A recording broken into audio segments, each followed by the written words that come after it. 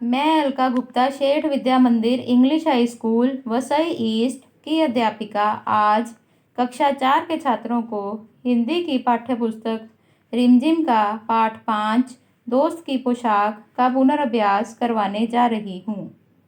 आइए बच्चों, अभ्यास पुस्तिका से पाठ का पुनर्अभ्यास करते हैं। आइए बच्चों, शुरू करते हैं। पहला प्रश्न है, निम्नलिखित शब्दों के अर्थ लिखिए। मामूली, साधारण, मुलाकात, भेंट, नाराज, गुस्सा, खास, विशेष, गर्मजोशी, अत्यधिक उत्साह, अकल, बुद्धि। अगला प्रश्न है, किसने किससे कहा। चलो दोस्त मोहल्ले में घूम आए। नसीरुद्दीन ने जमाल साहब से कहा।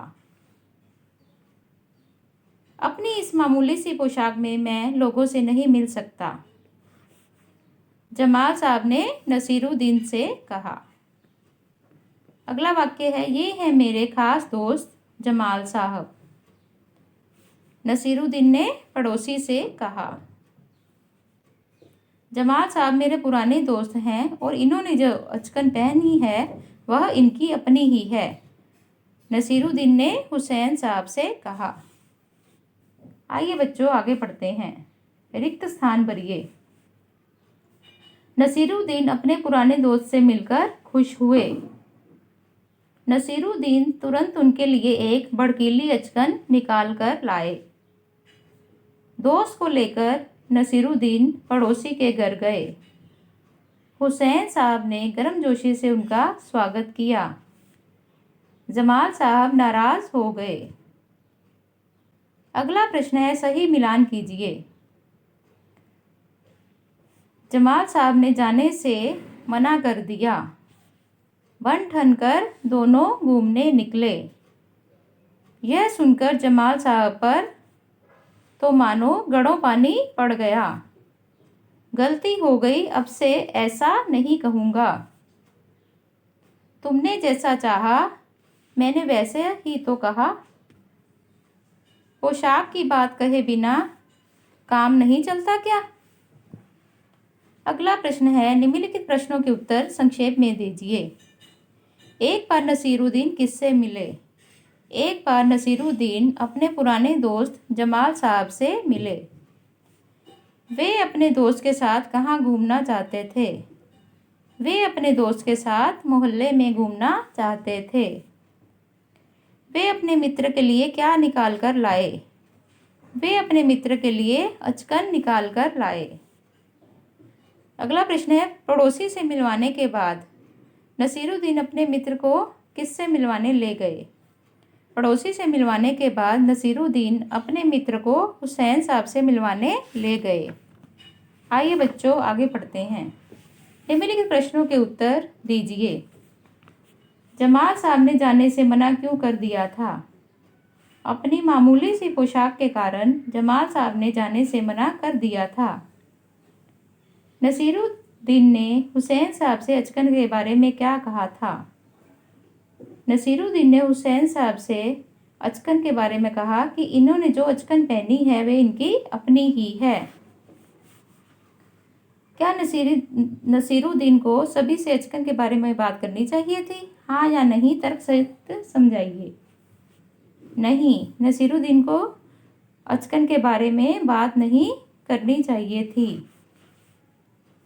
क्योंकि नसीरुद्दीन बार बार अचकन के बारे में बात करके जमाल साहब को शर्मिंदा कर रहे थे। व्याकरण बोध। निम्नलिखित वाक्यों में विराम चिन्ह लगाइए। पहला वाक्य है, नसीरुद्दीन अपने दोस्त से मिले। पूर्ण विराम। क्या यह अचकन तुम्हारी है। प्रश्नवाचक चिन्ह। नसीरुद्दीन, बस इतनी सी बात। विस्मयादि बोधक चिन्ह।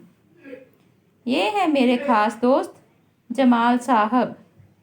बच्चों, यहाँ पर ये है मेरे खास दोस्त के बाद अल्प विराम तथा जमाल साहब के बाद पूर्ण विराम आएगा। क्यों झूठ बोलते हो।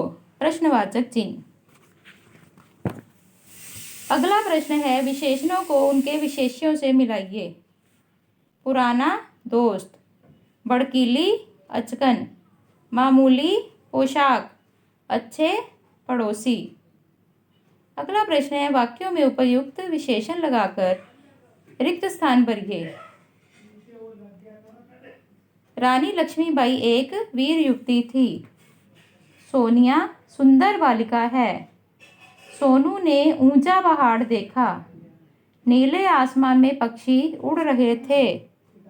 घोड़ा हरी घास खा रहा था। जिराफ की गर्दन लंबी होती है। अगला प्रश्न है, रेखांकित शब्दों को उनके विलोम शब्दों में बदलकर वाक्यों को दोबारा लिखिए। नसीरुद्दीन अपने नए दोस्त से मिले। नसीरुद्दीन अपने पुराने दोस्त से मिले। वह अपने दोस्त से मिलकर खुश हुआ। वह अपने दोस्त से मिलकर दुखी हुआ। वह मेरा दोस्त है। वह मेरा दुश्मन है। तुमसे झूठ बोलने को किसने कहा? तुमसे सच बोलने को किसने कहा? दिए गए शब्दों को सही शीर्षक के नीचे लिखिए। संज्ञा, सर्वनाम, क्रिया।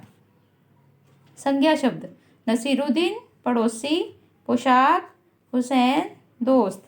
सर्वनाम, मैं, वे, तुम, उन्होंने, उनके। क्रिया शब्द, आए, जाएंगे, गए, कहा, लाए। तो बच्चों, आज का हमारा यह पाठ समाप्त होता है। धन्यवाद।